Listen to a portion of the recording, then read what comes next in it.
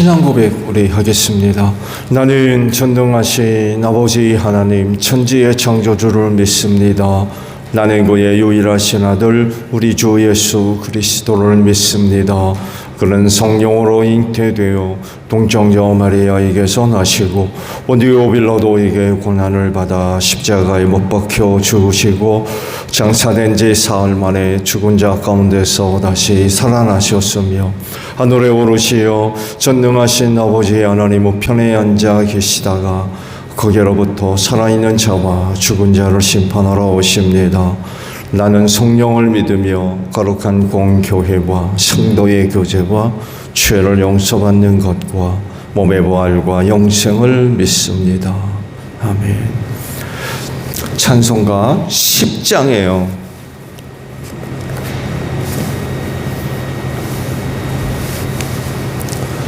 찬송가 10장 부르시고 말씀을 봅니다.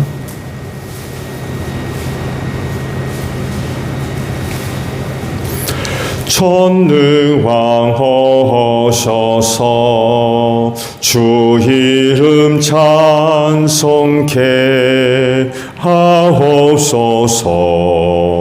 영광과 권능의 성부여 오셔서 우리를 다스려 주옵소서. 강생한 성자여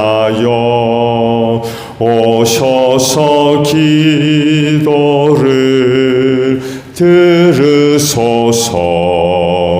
택하신 백성들 복 내려 주시고 거룩한 마음을 주옵소서.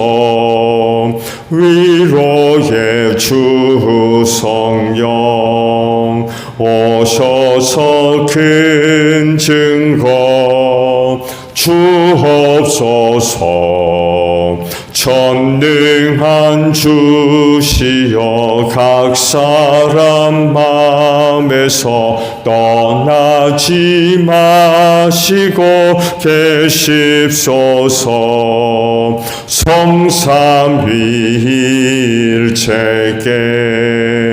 한없는 찬송을 드립니다. 존귀한 주님을 영광 중 배옵고 영원히 오시게 하옵소서. 아멘. 말씀을 봅니다. 민수기 2장의 말씀이에요.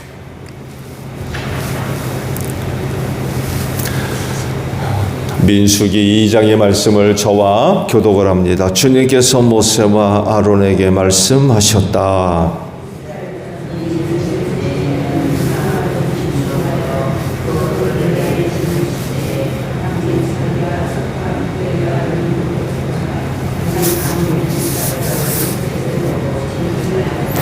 동쪽 곧 해뜨는 쪽에 진을 칠 부대는 유다 진영의 깃발 아래 소속된 부대들이다. 유다 자손의 지휘관은 암미나답의 아들 나손이다. 유다 자손의 안쪽 옆에는 이사갈 지파가 진을 친다. 이사갈 자손의 지휘관은 수알의 아들 느다넬이다. 유다 자손의 또 다른 한쪽 옆에 스불론 지파가 진을 친다. 스불론 자손의 지휘관은 헬론의 아들 엘리압이다.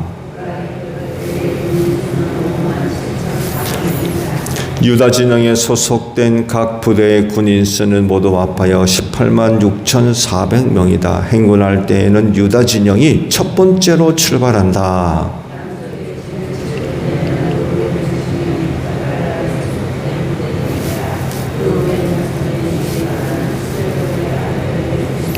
그가 이끌 부대의 군인 수는 46,500명이다.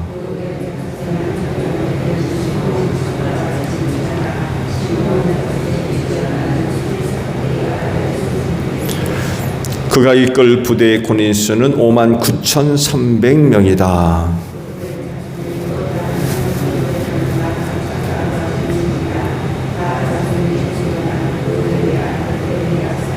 그가 이끌 부대의 군인 수는 모두 더하여 45,650명이다.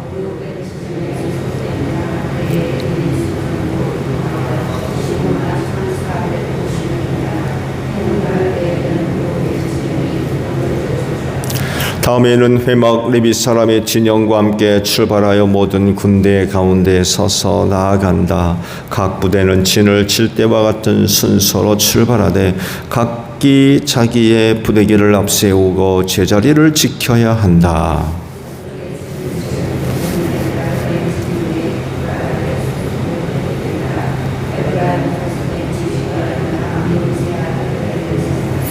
그가 이끌 부대의 군인 수는 45,000명이다.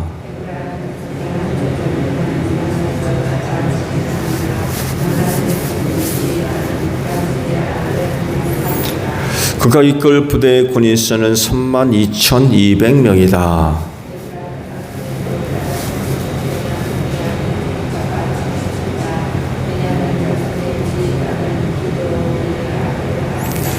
그가 이끌 부대의 군인 수는 35,400명이다.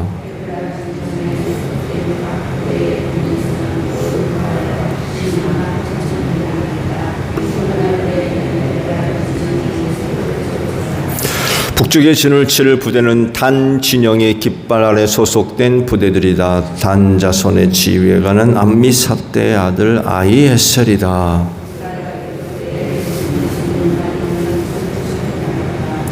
단 자손의 한쪽 옆에는 아셀 지파가 진을 친다. 아셀 자손의 지휘관은 오그란의 아들 바기엘이다. 단 자손의 또 다른 한쪽 옆에는 납달리 지파가 진을 친다. 납달리 자손의 지휘관은 에난의 아들 아히라이다. 단 진영에 소속된 각 부대의 군인 수는 모두 더하여 157,600명이다. 행군할 때에는 단 진영에 그들의 부대기를 앞세우고 마지막으로 출발한다.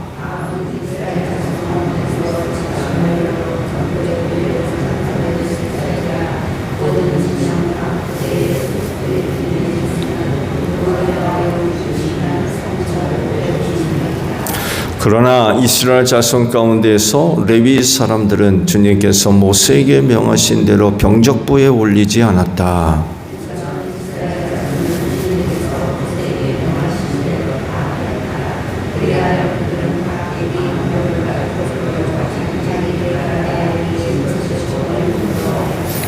아멘. 오늘 아침에는요 2절의 말씀을 나눕니다. 이스라엘 자손의 진을 칠 때에는 회막을 중심으로 하여 그 둘레에 진을 치되 각기 자기가 속한 부대기가 있는 곳에다 자기 가문의 깃발을 함께 세우고 진을 쳐야 한다라는 말씀입니다. 어느 곳에 이제 진을 이제 칠 때 앞으로 이제 이스라엘 백성들이 가나안 땅을 향해 나아갈 때 도착하게 될 곳에 진을 쳐야 되잖아요. 아무렇게나 아무 곳에서나 진을 치지 못하게 하신 거죠. 진을 칠 때에는 각 지파별로 위치가 정해집니다. 당연히 성막이 중심이 되어져야 되겠죠. 성막을 중심으로 해서 동서남북 네 방향에 각지 세 지파씩 진을 치라고 말씀을 하죠. 동쪽에는 세 지파를 두셨죠. 유다, 이사갈, 스불론 지파를 이제 성막 동쪽에다 이제 위치를 시켰고, 행군할 때 법궤를 앞세우고 유다 지파가 모든 지파 가운데 제일 먼저 이제 출발을 하게 하셨죠. 남쪽에는 르벤, 시므온, 갓 지파가 위치를 하게 됐고, 서쪽에는 에브라임과 므낫세, 베냐민 지파가 이제 위치를 했고, 북쪽에는 단 지파, 아셀 지파, 납달리 지파를 이제 위치하게 하십니다.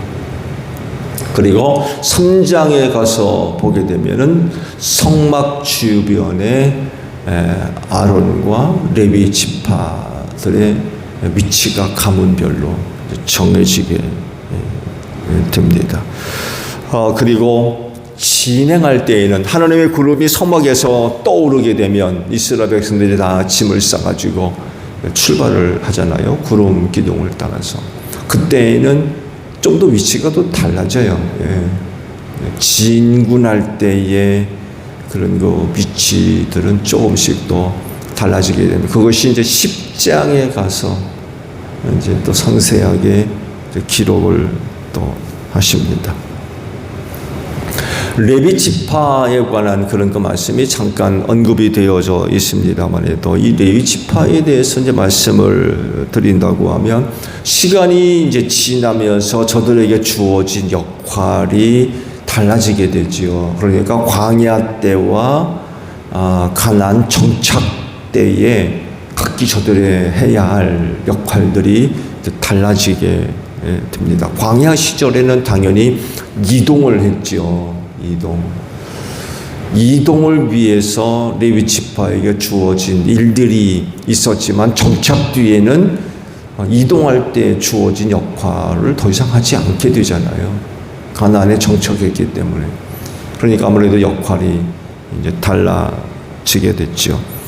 다윗 시대에 이르러서 레위 지파의 역할들이 재분배되기 시작합니다. 광야에서와 같은 그런 그 역할들을 더 이상 필요로 하지 않기 때문에 하나님의 법궤가 예루살렘에 자리를 잡으면서 레위 지파의 역할도 달라지게 됐고 그것을 다윗이 각 가문별로 그들이 해야 할 역할들을 전부 새롭게 정하게 됩니다.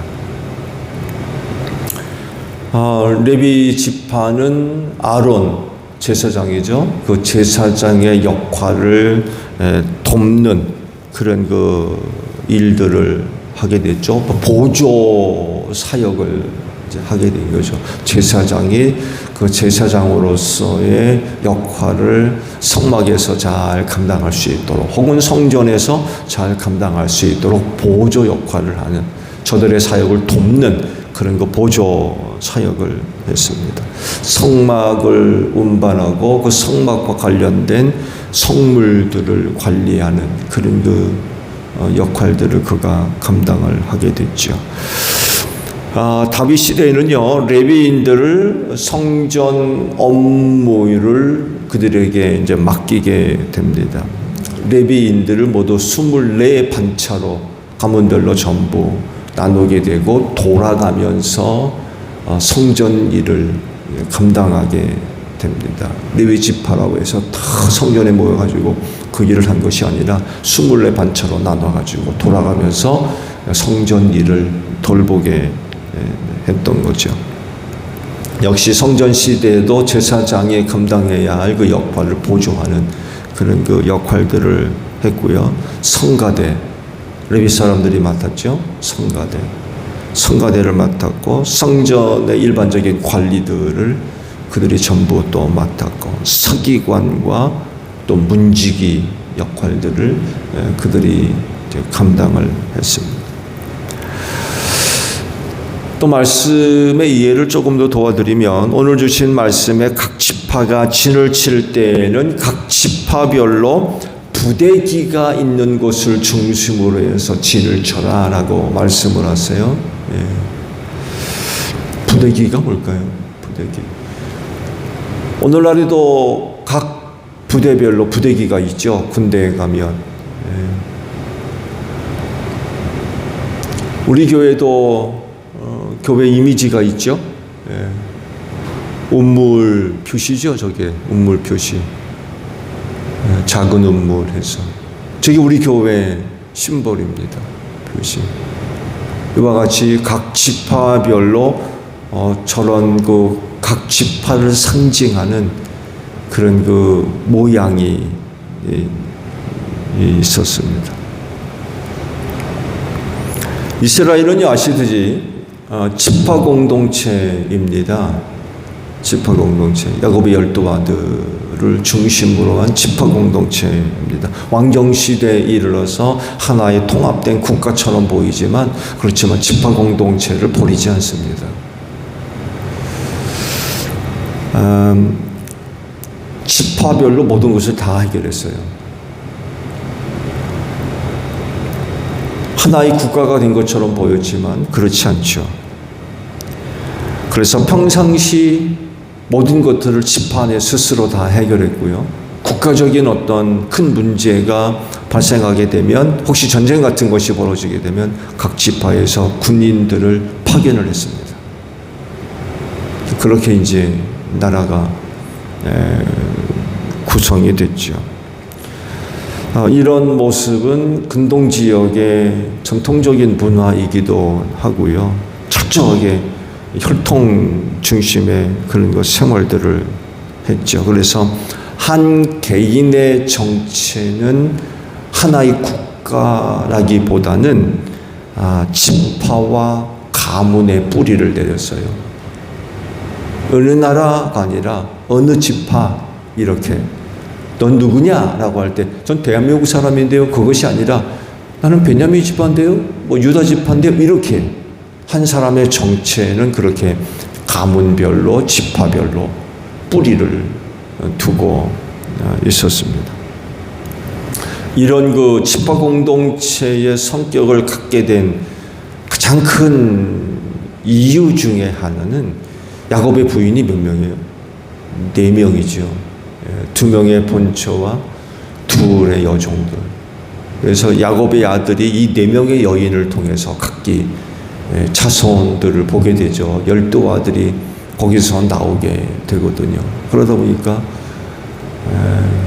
그런 그 지파 공동체의 성격이 강해질 수밖에 없었고요. 그 영향은 어떻게 더 나타납니까? 이스라엘이 남북으로 갈라질 때에도 영향을 주게 되죠. 그렇죠? 유다와 베냐민 지파가 유다의 구성원이 되고 나머지는 전부 10지파가 이제 북이스라엘을 구성하는 그런 나라가 분열될 때에도 적지 않은 그런 영향을 주게 됩니다. 오늘도 말씀을 잠깐 갖습니다만에도 이스라엘의 12지파는 각 지파별로 군대기가 따로 있었어요. 12개의 지파를 상징하는 깃발이 있었다는 거죠. 유대인의 전통에 의하면은 각 12지파가 나름대로의 깃발을 갖고 있었는데 그 깃발의 색깔이 어디에 근거를 또 두고 있냐면 대제사장이 입고 있던 에봇의 12개의 보석이 박혀 있었죠. 보석. 에봇에 그 12가지 보석이 박혀 있는데 그 보석 색깔과 같은 색을 바탕으로 해서 이제 그 안에 상징성이 있는 그림들이 이제 들어가 있었다고 그래요. 들어보세요. 유다는요, 사자. 유다 지파는 사자 그림이 들어가 있고요. 이사갈은 나귀, 스불론은 배, 르벤 지파는 사람 얼굴, 머리 형상이죠. 사람 얼굴. 시므온은 문, 또 갓 지파는 천막, 베냐민은 이리, 므낫세는 야자나무, 에브라임은 소, 납달리는 산양, 아셀은 곡식단, 단 지파는 독수리 그림. 대제사장의 에봇에 박혀있던 12개의 보석 색깔에다가 이런 각기 문양들이 그림으로 그려져 있었어요. 그래서 그림만 보면 어느 지파 하고 이제 알아보게 됐고 그 군대 기 아래에 각 지파별로 위치를 정해서 성막 주변에 모여 진을 치게 하셨던 거죠. 오늘 아침에 주의를 기울일 부분은요, 성막의 위치입니다. 성막의 위치가 어디예요? 이스라엘 진영 한 가운데였습니다.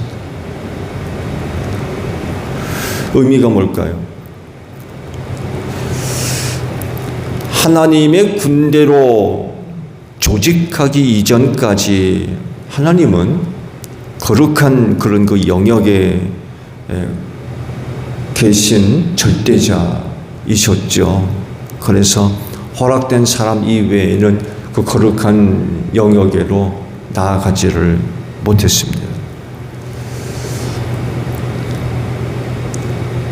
당연히 하늘에 계셨기 때문에 뭐 죽지 않으면은 그곳에 갈 수 없죠. 그렇죠? 그랬던 하나님이 어디로 임재하세요? 시내 산으로 임재해 오십니다. 그리고 이스라엘 백성들을 출애굽시켜서 시내 산으로 모이게 하십니다.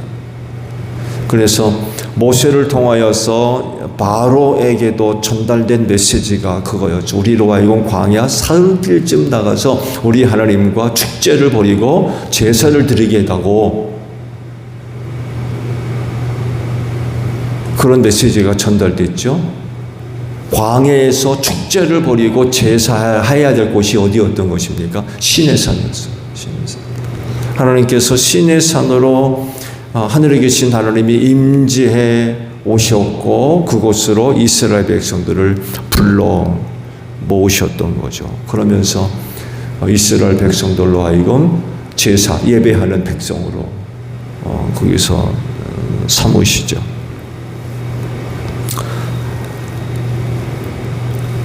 말씀에 의하면 출애굽에 있는 말씀을 보게 되면 시내산에 임재하신 하나님을 이렇게 표현되고 있죠. 불이 났다고 그랬어요. 시내산. 지진도 나고 큰 우렁찬 나팔 소리 같은 소리가 나서 백성들이 무서워가지고 시내산 가까이에 접근을 못했다고 그러죠. 죽을까 봐. 당시 하나님의 그 시내산에 임재하실 때에 백성들이 느꼈던 건 죽음의 공포였습니다. 죽을까 봐서 접근을 하지를 못했어요. 또 하나님도 못 오게 하셨고, 그래서 백성들이 그러죠. 우리를 대신해서 모세, 당신이 좀 올라가라고, 대신 올라가라고.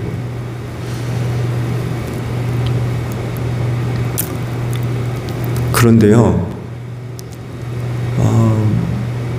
이런 하나님이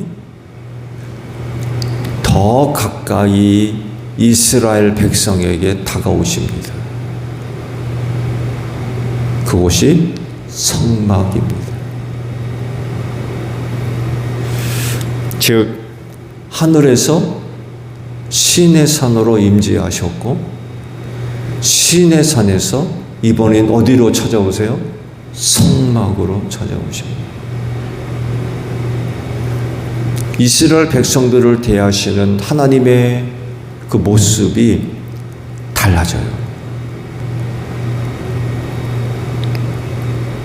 하나님께서 그의 백성들과 함께 하시는 그 방식의 변화가 나타나는 거죠. 분명히 하나님은요, 이전에는 진영 밖에 계셨어요. 시내산이죠.